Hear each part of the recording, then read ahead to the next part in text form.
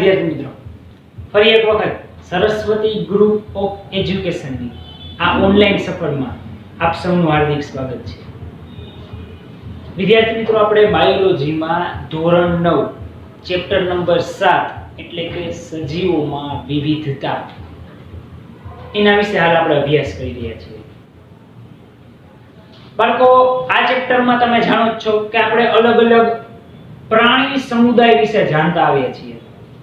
Lecture number 2 થી જ આપણે અલગ અલગ પ્રકારના પ્રાણી સમુદાય છે એની શરૂઆત કરી દીધી હતી. છિદ્રિષ્ટ, કોષ્ઠાંતરી, આ બધી વસ્તુ.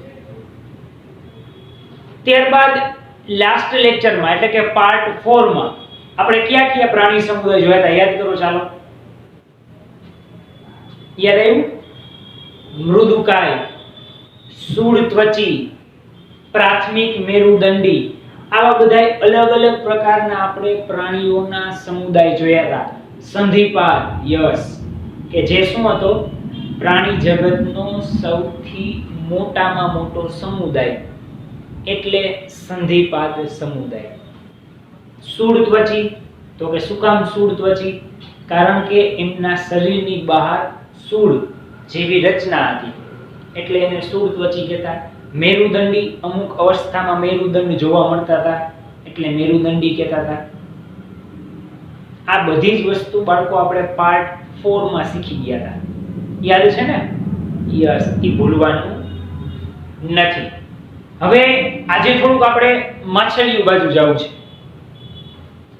ઈ એક પ્રકારના પ્રાણીઓ જ કહેવાય ને, તો આપણે આજે એના વિશે ભણવાનું છે. મજા આવશે તમને. અલગ અલગ ઘણી બધી પ્રકારની માછલીઓ વિશે જાણવા પણ મળશે. ઓકે, ચાલો તો એ બાજુ જઈએ આપણે. પાર્ટ 5, પહેલો પ્રશ્ન, પૃષ્ઠવંશી પ્રાણીઓને લક્ષણો જણાવો. કેવા વંશી?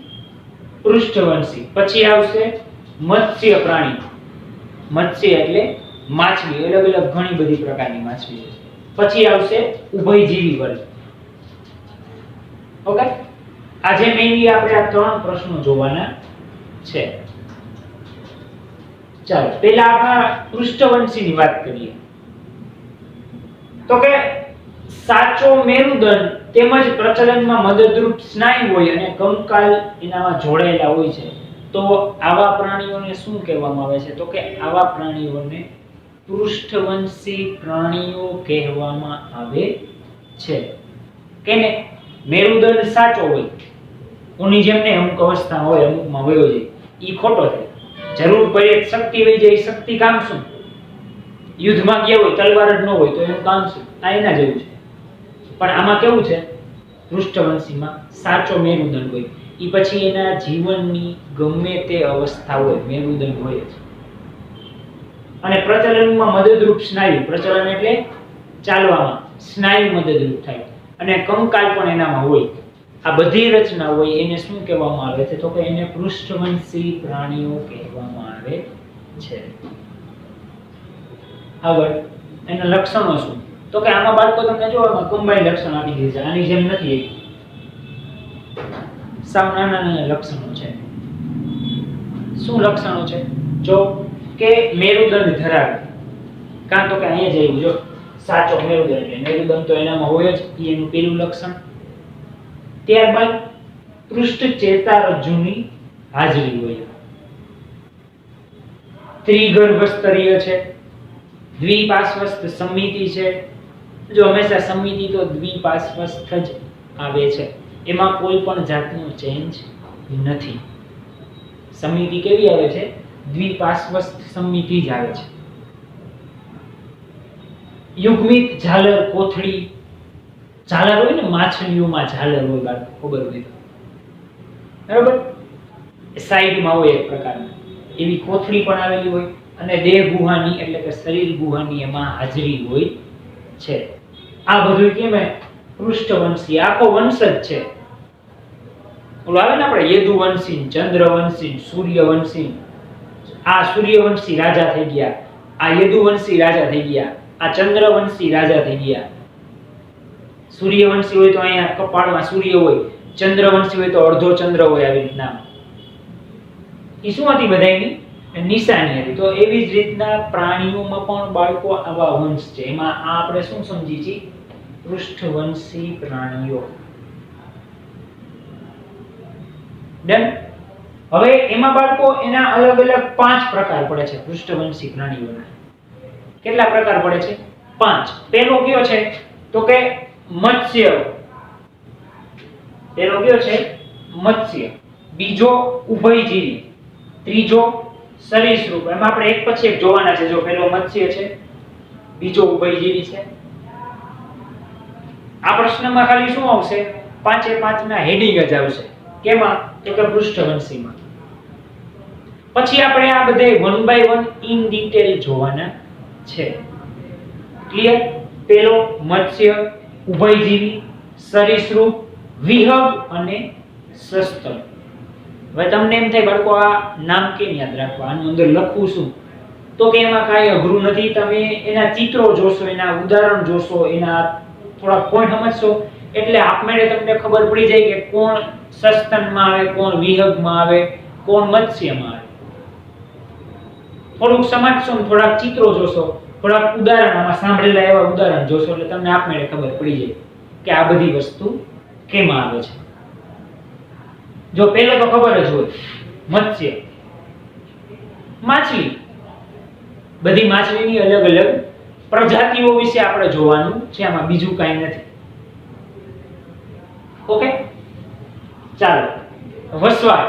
હવે તમે જાણો છો બાળકો, માછલી એવું ન હોય દરિયામાં જ રહે, એ તળાવમાં રહે, નાનકડી ડોલમાં નાખી દો, પાણી હોય તો એમાંય રહે, તમારા ટાંકામાં નાખી દો તો એમાંય રહે. ઈ પાણી હોય એટલે ગમે ત્યાં વસવાટ કરે. એ પછી દરિયાનું પાણી હોય કે મીઠું પાણી હોય, દરિયાના ખારા પાણીમાં વસવાટ કરશે, તળાવના, સમુદ્રના, નાના ઝરણાના, નદીના મીઠા પાણીમાં વસવાટ કરશે. બાહ્ય કંકાલની વાત કરીએ તો કે બાળકો એને ત્વચા ઉપર ભીંગડા હોય, એ તમને ખબર જ છે. એની બહારની જે ચામડી હોય એના પર શું હોય? ભીંગડા હોય. જો કોઈ વ્યવસ્થિત નજીકથી જોઈ હોય માછલી તો એમને ખબર હોય એની ત્વચા ઉપર આવડા આવડા ભીંગડા હોય. અને પ્લેટોથી ઢંકાયેલી હોય એની ત્વચા. એની પર શું હોય જાય? પ્લેટ. પ્લેટ એટલે ઓલી સ્ટીલની પ્લેટ હોય એવું ન હોય, એક અલગ પ્રકારની જેનું આખું કવચ આવે જે માછલીઓને જ હોય. એનાથી શું હોય? આખી એની બહારની ત્વચા છે એનાથી પ્લેટોથી ઢંકાઈ ગયેલી હોય. ત્યારબાદ શ્વસન. શ્વસન માટે તો કે શ્વસન માટે એનામાં ઝાલરો હોય. એ ઝાલરો દ્વારા પાણીમાં દ્રાવ્ય ઓક્સિજનને શ્વસન તરીકે ઉપયોગમાં લે છે. શ્વસનમાં શું હોય? ઝાલરો હોય. આ ઝાલરોની મદદથી ઈ શું કરતા હોય? તો કે પાણીમાં દ્રાવ્ય ઓક્સિજન, પાણી અંદર ઓક્સિજન કેવો હોય? દ્રાવ્ય. અંદર ઓક્સિજન તો હોય જ, પણ એ કેવો હોય? દ્રાવ્ય હોય. કાં તો કે પાણીમાં ઓગળી ગયેલો હોય. બરાબર? એનો ઝાલરની મદદથી શ્વસનમાં ઓક્સિજનનો ઉપયોગ કરે છે. ઈ શ્વાસમાં ઓક્સિજન જ લે છે, પણ એ કેવો હોય? દ્રાવ્ય હોય. ત્યારબાદ શરીર તો કે ચપટું, રેખીય કે ત્રાકાકાર પ્રકારનું શરીર ધરાવે છે. તમે જાણો છો માછલીનું કેવું હોય? ચપટું હોય અને ત્રાકાકાર. આગળ માછલી, આમ બે બાજુમાં સાઈડમાં એની ઝાલર આવું હોય ને, એટલે એને કેવો આકાર કહીએ? ત્રાકાકાર. પ્રચલન ચાલવા માટે તો કે ત્વચા માટે, તરવા માટે પૂંછડી હોય, પાછળ ખબર જ છે હલાવતી હોય ને આગળ આગળ જતી હોય. અને મીન પક્ષ બાજુમાં બે હોય, એને શું કહેવાય? મીન પક્ષ. ઈ અને પાછળ પૂંછડી આમાં હલાવે, એનાથી શું કરે? પાણી કાપે અને આગળ ચાલે. તરી જતી હોય ને આમાં. આપણે તરવા માટે શું જોઈ? પૂંછડી છે? ના. મીન પક્ષ છે? ના. તો કે આપણી પાસે હાથ પગ છે, હાથ આમાં મલાવી, પગ આમાં મલાવી, એટલે શું કરી? આપણે તરતા જઈએ. એટલે આપણે આમાં તરતા જઈએ. બરાબર? તો એવી રીતના પ્રજનન માટે એના શું હોય? તરવા માટે પૂંછડી હોય અને મીન પક્ષ આવેલું હોય છે. હૃદય તો કે એનામાં એક કર્ણક હોય અને એક ક્ષેપક હોય, એટલે કે બે વસ્તુ થઈ, બે વસ્તુઓ થઈ એટલે એનું હૃદય દ્વિખંડી હોય. બે ખંડ છે, એક કર્ણક માટે, એક ક્ષેપક માટે. અત્યારે બાળકો તમે ખાલી એના નામ યાદ રાખી લો, કર્ણક અને ક્ષેપક. 10મા ધોરણમાં તમારે કર્ણક અને ક્ષેપક વિશે ઇન ડિટેલ સમજવાનું થશે. એમાં આવશે મનુષ્યનું હૃદય. તેના અલગ અલગ કામ હોય, લોહીને પસાર કરવાનું, લોહી શુદ્ધ કરવાનું વગેરે વગેરે ઘણા બધા કામ. પણ અત્યારે ખાલી આપણે નામ યાદ રાખી લઈએ. કયા નામ? કર્ણક, ક્ષેપક. આ યાદ રાખજો. બે એક એક હોય, એક ને એક બે, બે છે એટલે એનું હૃદય કેવું છે? દ્વિખંડી છે. મનુષ્યમાં બે બબે હોય, બે કર્ણક હોય અને બે ક્ષેપક હોય. એને જમણું કર્ણક, ડાબું કર્ણક, એવી જ રીતના જમણું ક્ષેપક અને ડાબું ક્ષેપક. મનુષ્યમાં આવી રીતના રચના હોય. તાપમાનના આધારે પ્રકાર. આ શું લખ્યું છે? તાપમાનના આધારે પ્રકાર. માછલીમાં બાળકો એટલે કે મત્સ્યમાં પ્રકાર કેવી રીતના પડે? તો કે તાપમાનના આધારે પડે. આપણે કેમ જનરલ, ઓબીસી, એસટી, જ્ઞાતિ આધારે પ્રકાર પડે. છી બધા હિન્દુ જ, પણ એમાંય અલગ અલગ પ્રકાર હોય, કેટેગરી. આ જનરલ માં આવે છે, ઓબીસી માં આવે છે, ઓપન માં, એસટી માં, એસસી માં. બરાબર? તો જ્ઞાતિના આધારે પ્રકાર પડે ને. માછલી છે એમાં તાપમાનના આધારે પ્રકાર પડે. કેવી રીતના તાપમાનને આધારે? તો કે અસમતાપી હોય. એટલે કે આ બધી કેવી હોય? શીત રુધિર વાળા હોય. શીત એટલે એનું લોહી છે, રુધિર એટલે લોહી. શીત એટલે ઠંડુ લોહી હોય. કેવું હોય? ઠંડુ લોહી હોય. અમુક હોય એનું ગરમ લોહી, એ પાછા આમાં નો આવે. આ બધાનું લોહી કેવું હોય? ઠંડુ હોય.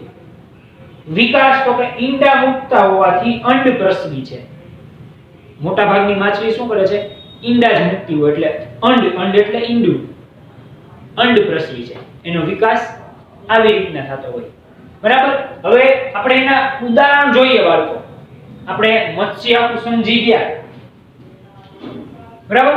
તો હવે ચાલો આપણે એના ઉદાહરણ જોવાના છે.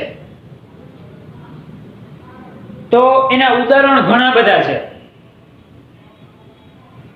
કેટલીક માછલીઓનું અંતઃકંકાલ માત્ર કાસ્થિનું બનેલું હોય, તો કેટલીકનું માત્ર અસ્થિનું બનેલું હોય. હવે અસ્થિ અને કાસ્થિ શું છે એ ઓલરેડી આપણે તમને ચેપ્ટર 6 માં મેં વ્યવસ્થિત રીતે સમજાવી દીધું છે.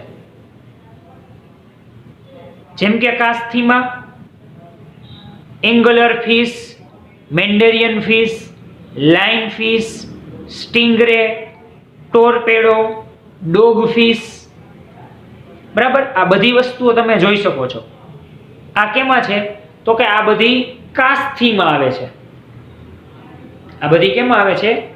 કાસ્થિમાં. તો હવે અસ્થિમાં આવતી હોય એવી તો કે જો રેહુ, સમુદ્ર ઘોડો, ઉડતી માછલી, એનાબાસ,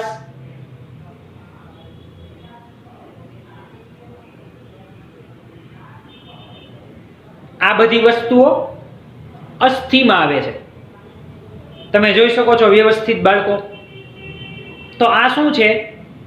મત્સ્યોના બે પ્રકાર પડે છે, કાસ્થિ દ્વારા અને અસ્થિ દ્વારા.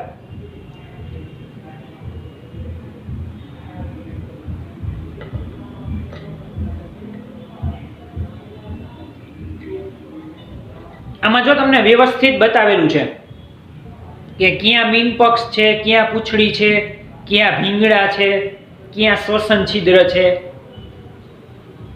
બરાબર? ઝાલરો ક્યાં છે. આ બધી વસ્તુ તમને આમાં વ્યવસ્થિત રીતે બતાવેલી છે.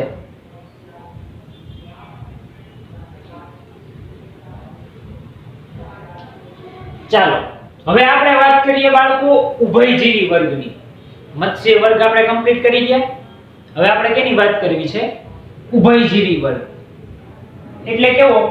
તો કે જે પાણીમાંય રહી શકતો હોય, જમીનમાંય રહી શકતો, એની વાત કરીએ. ડિંબાવસ્થામાં પાણીમાં અને પુખ્ત અવસ્થામાં જમીનમાં. ડિંબ એટલે બાળકો તમારે 7માં આવતું યાદ કરો, રેશમનો કીડો. ઈ ઈંડા મૂકે એનાથી થોડુંક એવું મોટું એટલે ડિંબ અવસ્થા આવતી. ઈ ડિંબ અવસ્થા, બીજું કઈ નહીં. ઈંડા જેવી જ નાની રચના હોય. અને પુખ્ત અવસ્થા થોડોક મોટો થઈ જાય ત્યારે જમીનમાં રહે. બંને જગ્યાએ રહી શકે એને ઉભયજીવી કહેવાય. દેડકો, મગર, આ બધા કેવા હોય? બે જગ્યાએ રહેતા હોય. પાણીમાં નાખી દો, સાપ અમુક પ્રકારના પાણીમાં રહે, જમીન ઉપર રહે. તો આ શું છે? ઉભયજીવી પ્રાણીઓ છે. ત્વચા તો કે શ્લેષ્મ ગ્રંથિઓ ધરાવતી ચીકણી હોય. શ્લેષ્મ ગ્રંથિ એટલે શું? કે એમાંથી પરસેવો નીકળતો હોય. શ્લેષ્મ એટલે શું? એક પ્રકારનો ચીકણો પદાર્થ હોય, પરસેવા જેવો. બરાબર? આવી ગ્રંથિ એનામાં હોય એટલે એની ત્વચા જો લખેલી છે ચીકણી જ હોય. આપણે જનરલી તમે દેડકાને કે ને અડો, મગરને તો આપણે એડી ન હોય, સાપને ન અડ્યો હોય, પરંતુ દેડકાને જોવો એડી હોય તો જો એ ચીકણું હોય, આખો હાથમાંથી લપસી જાય ડાયરેક્ટ. ત્વચા કેવી હોય? એની ચીકણી હોય. ત્યારબાદ બાહ્ય કંકાલની વાત કરીએ તો કે ભીંગડા તેમજ બાહ્ય કંકાલ એનામાં હોતું નથી. અને બાર નો ભીંગડા હોય કે નો બાર એક પ્રકારનું શરીર હોય. તમે ઓલરેડી જોયા જ હોય, દેડકાને જોયા હોય, મગરને જોયા હોય, એમાં બાર કે બીજું ન હોય, જીવ હોય ઈ જ હોય. ઓકે. હૃદય બે કર્ણક અને એક ક્ષેપક. એનામાં શું હોય?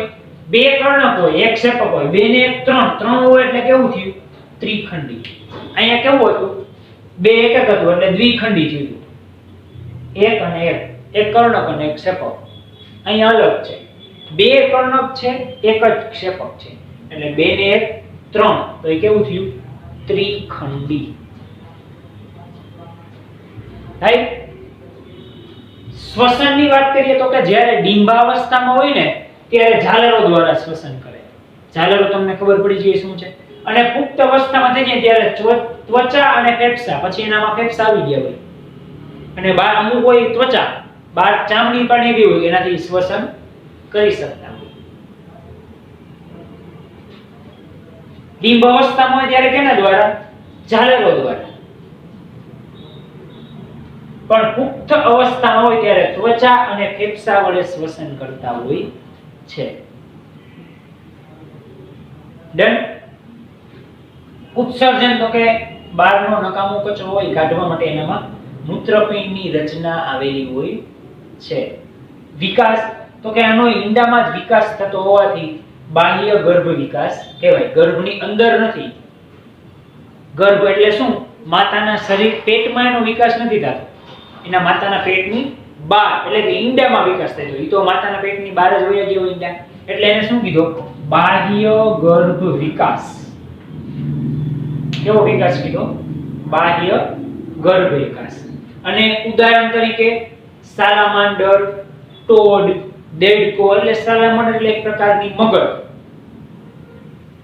આ બધા શું છે એના ઉદાહરણ. અને આ બધું તમે જો બાળકોના કરતા તો સહેલું છે. મત્સ્ય અને ઉભયજીવી આ પણ એમને મેં ખબર પડી જાય.